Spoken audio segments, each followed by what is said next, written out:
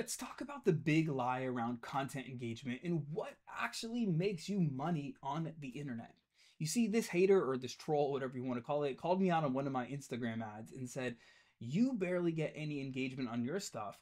Have you tried taking your own advice?" And while he's right, I don't get tons of engagement on my stuff. I don't have a lot of followers. In fact, I probably have between 8 to 10,000 followers total across all of my platforms.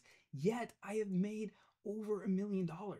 And in fact, some of my most successful clients don't get a lot of engagement either, and they don't have big followings, but they are making 3 to 5 times the amount of money, and they're impacting lots more people than the influencers that have hundreds of thousands of followers that get millions of views on their stuff. And there's a paradox here, and I'm going to share with you, at least from my understanding and my experience, why this is happening. Now, first of all, the haters are always going to try to expose you, right? So every one of us, if you're posting content on the internet, if you're doing things, if you're actually out there trying to help people, you are going to get haters. And so the first thing is just ignore the haters. There's probably truth in there. Like, I could tell you there is truth in there, but this is what people believe, right? People believe that you need to have tons of followers, that you need to have tons of engagement. And they're allowing their egos to take control. And they are getting dopamine hits from the amount of likes they get, the amount of views they get, the amount of followers they have, versus actually being a real business owner and optimizing their business for profits, for the amount of clients they're actually serving. Gone are the days when information, like us putting out content on the internet, is something new or novel, right? We can make it new and novel through our unique perspectives, through what we actually believe to be true. But most of the time, when people are sharing content, it's a commodity. And so people are sharing this very dopamine driven stuff, right? These silly reels, these videos that are just trying to target a very generic audience, because again, they are optimizing for their ego. They're optimizing for vanity metrics because they get this dopamine hit off of it, and it becomes very addicting. And so let's go ahead and break the myth right now. I'm sure you've heard this. I'm sure this is not new, where you have seen or maybe heard the influencer that has 100,000 followers on his Instagram, but he can't even sell t-shirts, a $15 t-shirt, because like he doesn't have that deep trust. And so what I have learned over the years is, and this kind of even dates back to my gym days. Like in my gym, I mean, I'm up against like a lot of like really successful, powerful brands and franchises in my local market in South Florida, in a very fitness oriented kind of mecca, if you will. The thing that really stood us apart was we didn't have a massive amount of audience, yet I had a base membership of 300 members, and I was able to serve thousands of people. And there is a very similar kind of approach that I took when I got into online fitness back in 2019. And we had over 100 high ticket clients in our business at the time. Well, let me put it like this. Have you ever heard the uh, the concept of 1,000 true fans? Kevin Kelly, there you go. He wrote an article about 1,000 true fans. And this was based around like musicians and artists and things like that, where it's like you didn't need to have this like really massive audience. You just had to have 1,000 people that when you put something out there, they're going to buy it.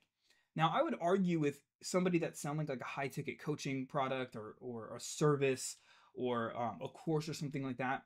You don't actually need to have 1,000 true fans. I mean, imagine if like every time you put something out, 1,000 people wanted to buy it. That would be bananas, right? So you actually need far less. But for the concept of this, let's go ahead and put it with 1,000 true fans. And so that is the basis of actually being able to create a very profitable business without having to chase all of these vanity metrics.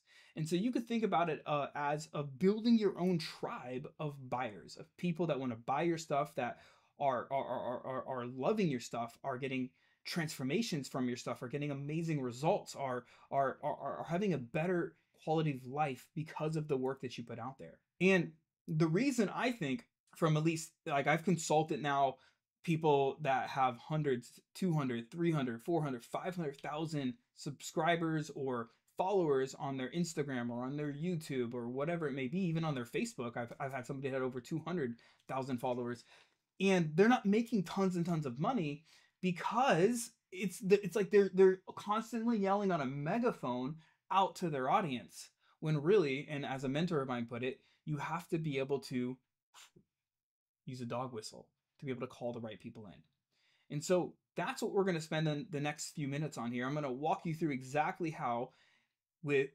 whether you, if you have a big audience now, it's going to be harder for you. I'm just going to be honest, right? But there is still a way. But most people that have really big audiences, they don't want to do this. They don't want to hear this because they're so addicted to the vanity metrics. They're so addicted to the followers and to the likes and all that stuff.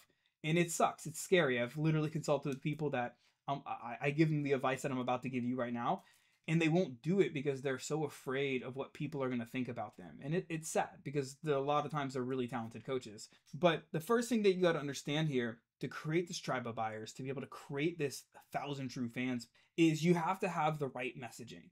So you've got to be able to put out messaging that's going to literally speak to the subconscious of your dream clients, of your ideal person that you want to be able to serve.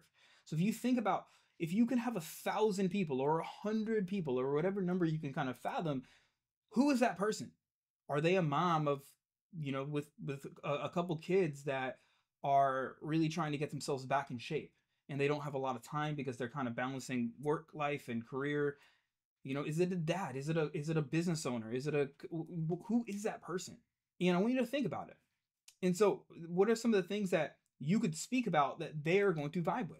What are some things that you could do to make yourself unique or share your perspectives and be novel that's going to be interesting to them? So the first step here is you just got to understand subconsciously what it is that person wants, right? What are the pains that they're in? What are they complaining about to their friends?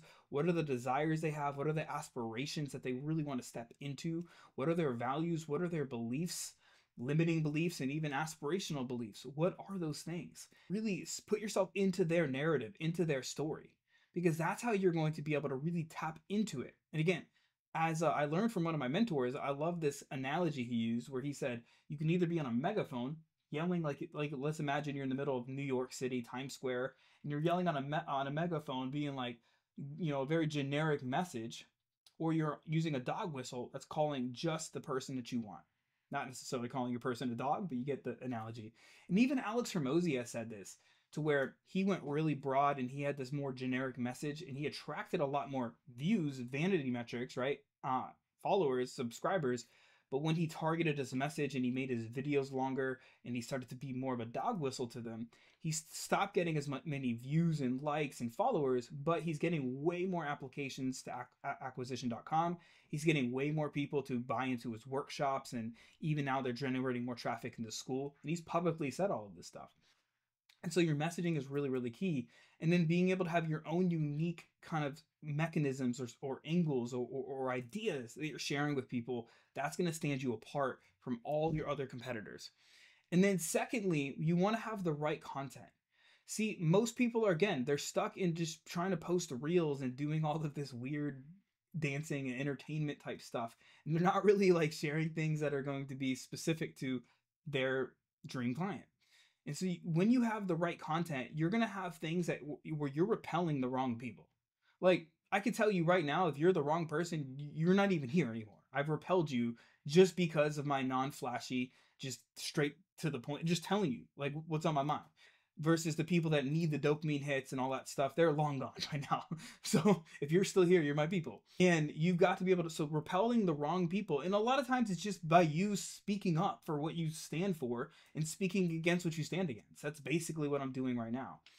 Secondly, with the right content, you want to make sure that you have content that is literally giving people new perspectives. Like you're giving them insights and ahas and epiphanies. So you got to be able to discredit, to like really dismantle, to pull apart the objections they have, the false beliefs they have, the mistakes they're making, and give them new perspectives, give them new ideas, new things to think about that to be true. This is really powerful content to get the right people in and to really build that tribe, because they're now they're going to, like, you basically stand for something that they haven't heard of, or not necessarily that they haven't heard of, but things that they might not have really thought before. So for example, back in my online fitness days, I stood against like dieting and all that stuff. I thought it was just like, whatever, you get it. If you're into fitness, you understand. But so I would challenge people against the notion of just eating right. And I would be like, just eating healthy. And I would say, you have to eat right. And I would build this whole belief system around what eating right means versus eating healthy. You see, even now, I speak out against just having to post content like crazy, running ads and burning out your money and DMing people and all of that stuff. And I speak more to like building an inbound marketing system and actually learning how to say the right words to people, have powerful messaging, and have a content ecosystem that does the heavy lifting for you, so you can have a more efficient system and you can get more predictable people coming to you versus having to constantly do outbound and outreach all the time, right? And so sharing your perspectives on things. And also with the right content is you got to build demand. And so if you want to have an audience of people, again, even if it's small, if you want to have 300, imagine if you had 300 people that bought anything that you had, you would probably be very successful. So you don't need a lot. In fact, when I grew my online fitness business initially, I maybe had about 500 true fans, maybe, right? And we had a base of about 100 clients that were paying us between 500 a month and 1,000 a month at that time. And so you could do really, really well with the right people in your audience. And so to build demand, you want to make sure you're hosting workshops and master classes and really building that community around people, because that's what gets people to want to hang out, to want to stay, to want to pay you, to want to refer people to you. And then the third piece here is, at least on the acquisition side, is having more of a like a really, we'll call it the right to stay in theme here, but lead nurture process. And what I mean by that is most people are constantly chasing new leads all the time. Again, this goes back to the notion of people are wanting constantly new followers and views and all of this stuff. But instead of that, like, why wouldn't you focus on just taking care of the people that you already have? You see, the word nurture, from at least my understanding, is to care for and encourage the development and growth of. And so if you actually care for and you want to encourage the growth and development of the people that are currently in your audience now, versus constantly trying to find new people all of the time. Now, yes, is that a process? Of course. But I'm telling you, I've seen so many coaches that I'll jump into the back end of their business and I will show them how to actually build an effective nurture system, and it makes everything way more efficient. So now they don't have to chase as many leads.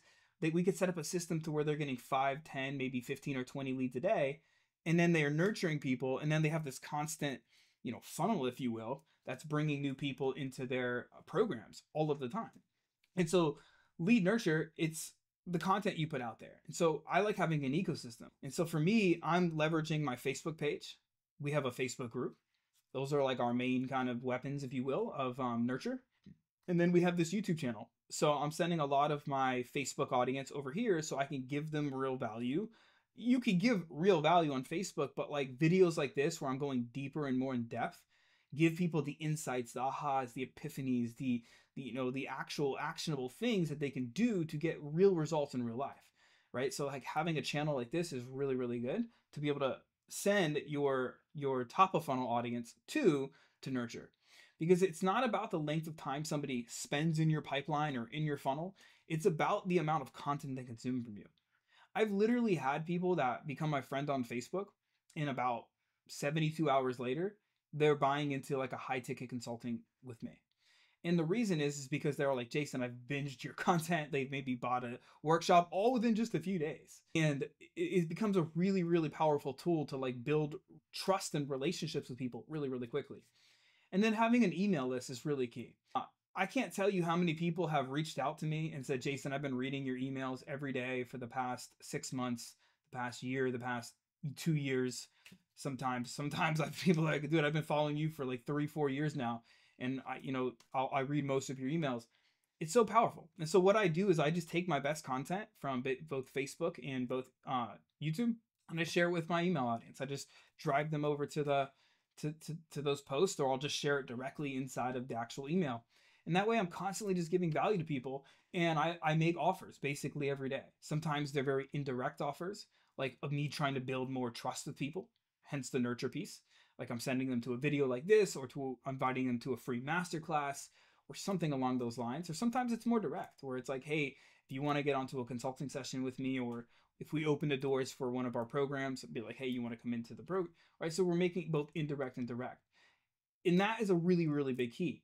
And then the only other piece of like, there's not only other piece, but one of the main pieces of nurturing is just staying in constant communication. I think people are super lazy this day and age, and they're like they're constantly trying to use AI to automate stuff, and that's cool. Like we do too, in some regard. But I have a what I call a hot list that we're constantly building. We probably have maybe 300 people or so on our hot list, and these are just people that have been in our pipeline that we've communicated with, and I literally will reach out to people individually, not an appointment setter, me.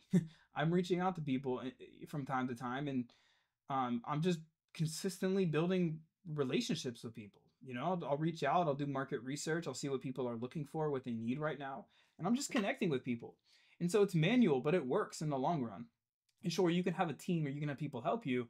I certainly have at certain seasons, but it's a really easy way to nurture people and take care of the audience that you already have. And it builds that trust, it builds that community, it builds that tribe. And so, anyways, I could probably go on this topic, but I'm just kind of riffing on the top of my head right now. And I'm hoping that you found some of this insightful, some of this helpful, some of this valuable. And so, like the troll on my post said, you should take your own advice. Probably. Maybe I could put more focus into my reels and into my content to be more general, but it's not what I want right now. Like I'm more focused on like building a business that I love, on actually serving people, on making money, because money is a tool and it allows me to pour back into my vision, back into my mission. It allows me to give my, pour into my family and all that stuff. And so I'd rather like do those things, and I don't need the ego to validate me. Like I love me for me. I'm worthy because I believe I'm worthy. So I don't need to like go out there and be like, I need the likes and I need the followers and I need the views.